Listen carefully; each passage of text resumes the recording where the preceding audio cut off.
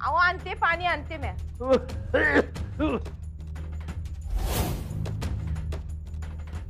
तुम्ही काय नसते उद्योग करत नाही ना? अहो भाई पाठवते पाणी पाठवते. जाशीला घापकर.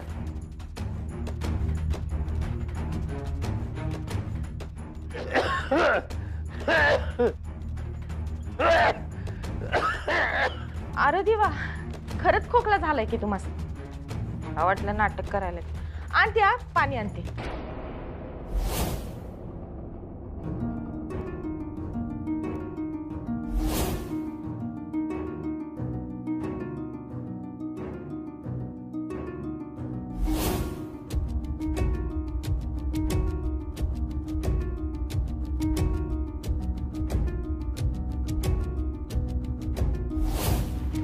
काय विचारतोय आम्ही? या घरात पाटी आणि फळा कोणी आणला? कोणाचं एवढं धाडस झालं हे घरात आणायची? का तुम्हीच आणलंय इथं? खुन्नस काढली काय तुम्ही? आम्ही तुमची शाळा बंद केली म्हणून तुम्ही घरातच शाळा सुरू केली. नाही नाही मॅडम, असं काहीच नाहीये. आणि अधिपती हे समज तुम्हासनी ठाव होतं आणि तुम्ही तोंडाला कुलूप लावून बसला होय? याचा आम्ही काय अर्थ समजायचा? काही चोरून शिकत्या तसं तुम्ही बी शाळा शिकतायसा. आई साहेब नाही तो कशा पायी शाळा बिळा शिकल आता? हा मग फळा काय शोला आणलाय वय? काय सुनबाई, थोबाड उचकटून सांगा की आईला आणि अधिपतींना शाळा शिकवताय ना हो तुम्ही? आता मौन पाळलंय म्हणजे नक्कीच तुम्ही हे करतायसा. या घरात पाटी आणि पुस्तकाला बंदी असताना तुम्ही हे घरात आणलं आणि आम्हाला कळलं कसं नाही? लई शिकलेले आहे ना हो तुम्ही, म्हणून आमच्या समोर तुमच्या शिक्षणाचा उजेड पाडताय वय? आज कवा नव्ह तर तुम्हाला मंदिरात जायची बुद्धी झाली, ते हेच आणायला काय? हे आणायला मंदिराचं कारण काढून तुम्ही बाहेर गेलता काय? नाही आई साहेब, हे त्यांनी नाही आणलेलं. मग कोणी आणलं आणि मुळात का आणलं? गरज काय त्या फळ्याची आणि पाटीची? हे समजा माझ्यासाठी आणले बुवे.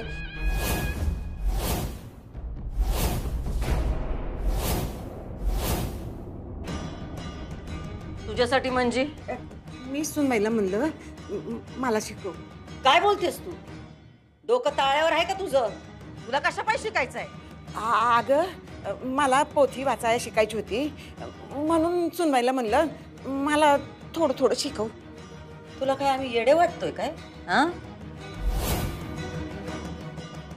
आणि आजवर कवा तुला शिकू वाटलं नाही, पण सुनबाई काय आली घरात तुला एकदम शिकावंसं वाटलं? आणि जर का तुला पोथीच वाचायची आहे तर 50 नोकर आहेत घरात, त्यासनी सांग की शिकायची काय गरज आहे तुला? नाही आई, नक्कीच काहीतरी काळ बेर आहे. नाही यात काळा बेर काय बी नाही. घरात माझा येळ जात नाही. समध्या कामाला नोकर चाकर आहेत. हा तसं आधिपतीच्या वडिलांना खाणं पिणं देते मी, पण म्हणलं उतार वयात थोडं देव करावं तर पोथी वाचायला आली तर बरं होईल म्हणून शिकत होती. तुला कोणी नाही म्हणलं का पोथी वाचायला? देवाच्या कामाला कोणी नाही म्हणलं असेल तर सांग आम्हाला, आत्ता काढून टाकतो त्यासनी. नाही असं नका करूस. अगं बोलवले का येतात ते, पण हे बघ त्यांना त्यांच्या कामासाठी घडी घडी उठावं लागतं. मग अगं पण मी आहे की घरात, मला बोलवायचं. मी शिकले की 5वी, मला येते पोथी वाचाय. तू 5वी कशी शिकली आहेस ते देवालाच ठाव आहे. एक वाक्य वाचता येत नाही तुला. सदा बघावं तेव्हा फोन मध्येच लक्ष असतं तुझं. होय, अगं सारखं कोणाला सांगणार पोथी वाचून दाव म्हणून. मला काय कुठं वकिली करायला जायचं नाही, पण आपल्याला वाटल तेव्हा पोथी वाचता आली म्हणजे बरं झालं असतं ना. डोसकं तेवढं थंड होती. आजी तू कसं आता तू गप बस र. तू मध्ये बोलू नकोस. शपथ आहे माझी तुला. आजी शपथ मोडलीस तर मरण ना मी.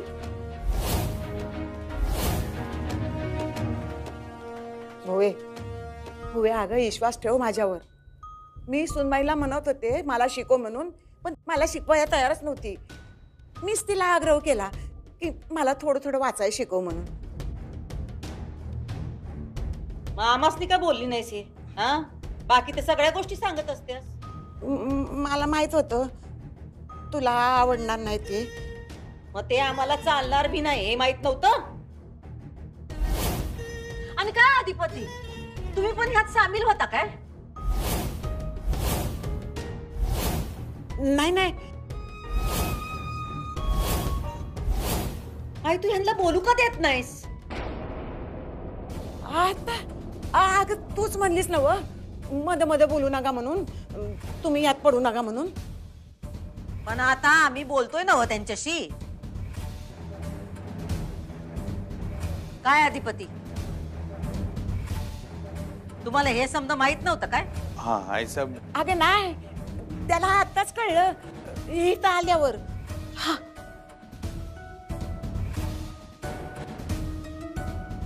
पण सुनबाई तुम्हाला तर ठाव होतं ना का आम्हाला हे नाही चालणार ते. आईला किती बी म्हणू दे शिकवू म्हणून, तुम्ही कशाला शिकवायचं? हा मुद्दामून केलं हे. आमच्या माणसांच्या हातात पाटी आणि पेन्सिल देऊन तुम्ही मोठा तीर मारलाय असं वाटतंय होय तुम्हाला?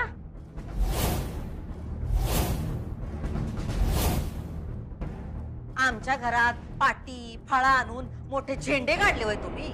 आम्हाला हरवलं नाही सोनबाई, असं नाही होत.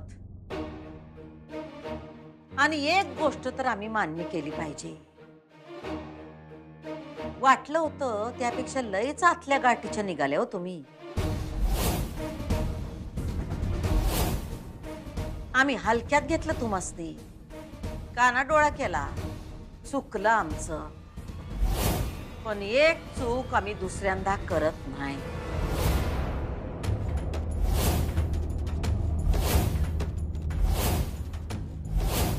आईसाहेब तुम्ही जरा शांत व्हा. आम्ही शांतच आहोत की. तुम्हाला काय वाटलं आम्ही चिडलो? जो घाबरतो तो चिडतो. दुर्गे जा, एक काम कर.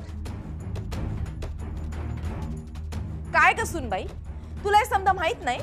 हे समजा या घरात चालत नाही का? तू मुद्दामून ताईला त्रास देण्यासाठी हे समजा करतेस ग? आज आत्याला शिकवलंय, उद्या अधिपतीला बी शिकवशील. दुर्गे तो वाट बंद कर. आम्ही काय सांगतोय ते ऐक. जा पटशिरी हात पाय चालव. म्हणजे काडे पेटी आणि राखेल घेऊन पट. काडे पेटी आणि राखेल घेऊन पट. काडे पेटी आणि राखेल.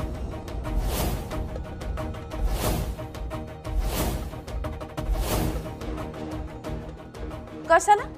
जेवढं सांगितलंय तेवढं कर. वय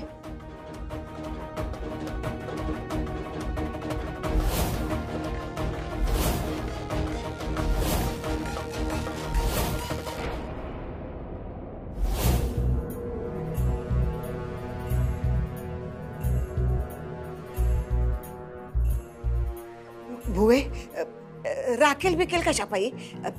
काय करणार आहेस काय तू? तुला काय वाटतं आम्ही काय करणार असू? आईसाहेब चूक झाल्या माफी मागतो. पाहिजे तर आम्ही दोघं मिळून माफी मागतो. माफ करा की. या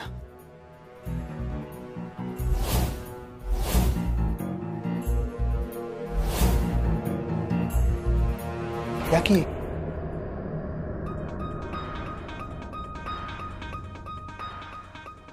मॅडम मी तुम्हाला न सांगता शिकवलं ही माझी चूक झाली. सांगून काय न सांगून काय, मुळात तुम्ही शिकवलं ही तुमची चूक आहे. या घरात शिक्षणाला परवानगी नाही हे ठाव नाही का तुम्हासनी? मॅडम कुठलंही ज्ञान हे पवित्र असतं आणि ज्ञानदान करणं तर त्याहून पवित्र असतं. मी फक्त शिकवत होते आणि मला असं वाटतं की शिकणारा आणि शिकवणारा दोघांनाही जर ते मान्य असेल तर त्यामध्ये मला काहीच चूक वाटत नाही. काय बोलालाय तुम्ही? नाही अधिपती, मॅडम मी एवढंच म्हणते की मला चूक मान्य आहे माझी. तुम्हाला मी कल्पना द्यायला हवी होती, तुम्हाला न सांगता मी शिकवायला नकोच होतं. पण मॅडम शिकवणं हा गुन्हा नाहीये. बाई बाई बाई बाई बाई काय बोलायली ही? शिकवणं यो गुन्हा नाही मग काय हाय? हा अगं या घरामध्ये डोसक लागते डोसक, तुला ठाव नाही? आणि हे असं समज बोलायची ताईसमोर कुणाची बी हिम्मत नाही होत ग. आणि तू तोंडाचा पट्टा सोडलाच आहेस. काय अधिपती चालते काय तुम्हासनी? हे बघा तुम्ही ताणू नका. तुम्हासनी बी माहिती आहे आई साहेबांचे विचार काय आहेत आणि त्यांच्या विचाराचा आपण रिस्पेक्ट केला पाहिजे. पण मी रिस्पेक्ट करतेच आहे मॅडम. मला तुमच्याबद्दल आणि तुमच्या विचारांबद्दल खूप रिस्पेक्ट आहे. मी म्हणतेय ना, मी तुम्हाला कल्पना द्यायला हवी होती. या घरामध्ये शिक्षणाला परवानगी नसताना मी शिक्षणाचं कार्य कुठेतरी बाहेर करायला हवं तर मला मान्य आहे. पण मॅडम शिकवणं ही चूक आहे असं नाही वाटत मला.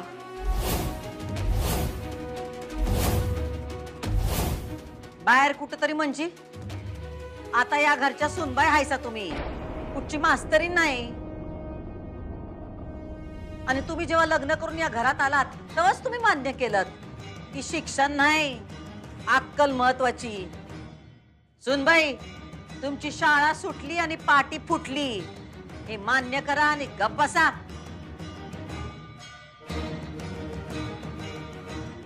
आणि ज्या घरात शिक्षण चालत नाही तिकडे शिकवणं कसं काय चालेल? काय अधिपती चालेल का? नाही चालणार. मग आता हे सुनबाईंना कोणत्या भाषेत सांगितलं तर कळल? मी समजवतो की शिकवलं ही चूक झाली, न सांगता शिकवलं ही नाही. बरोबर आहे. तुम्ही ना ग त्यांना म्हणायला सांगा. म्हणा की मास्तरीन बाई. मला नाही पटत हे.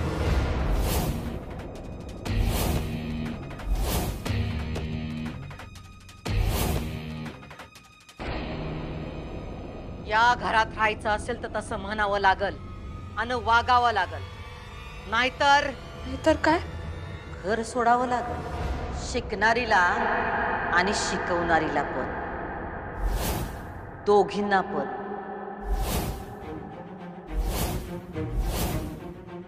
या घराची शिस्त जो पाळणार नाही त्याला या घरात जागा नाही.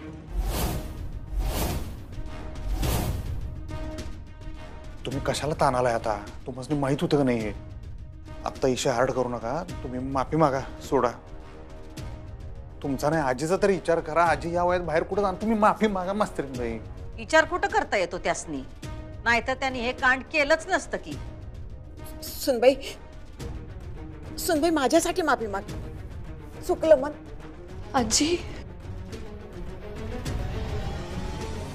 तुम्ही मोठ्या आहात, माझ्यापेक्षा हात नका जोडू प्लीज. अरे बाई मग माग की माफी आणि इशे संपव की.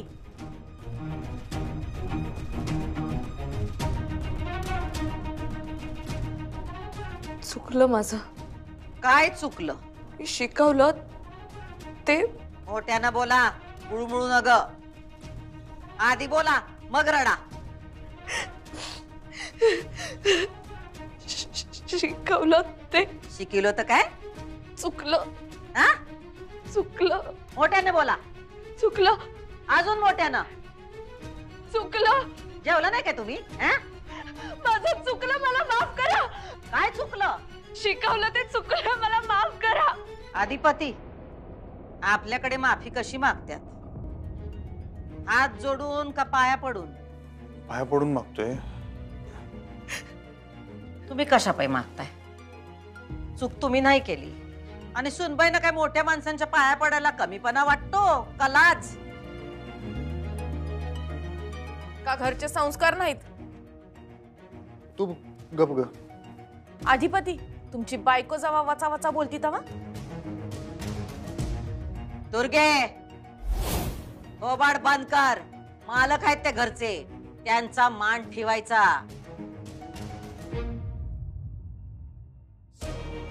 मस्त बाई.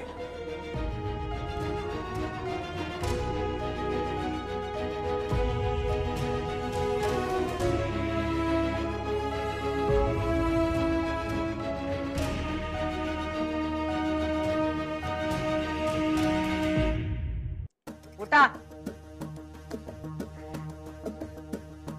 आता म्हणा, या घरात जे शिकवलं ते आमचं चुकलं. ह्या घरात शिकवलं ते चुकलं. शिक्षण नाही, अक्कल महत्वाची. बस झालं भोये, माझी चूक आहे. पाहिजे तर मी तुझ्या पाया पडते. आई काय करतेस?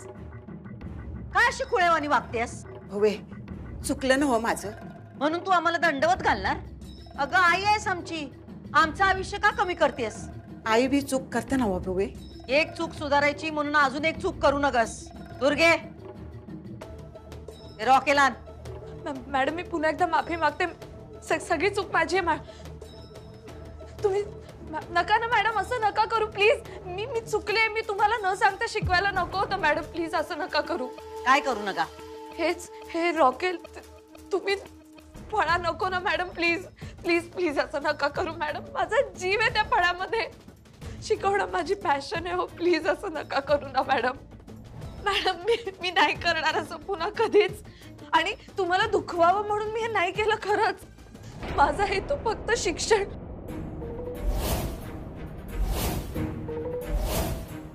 पुन्हा शिक्षणाची टिमकी आमच्या समोर वाजवायची नाही. आणि आईला जसं शिकवता तसं आम्हाला शिकवायचं नाही. हे तुम्हाला शेवटचं सांगतोय आम्ही. आई तू विचारलास ना व राखेल आणि काडीपेटीने आम्ही काय करणार म्हणून?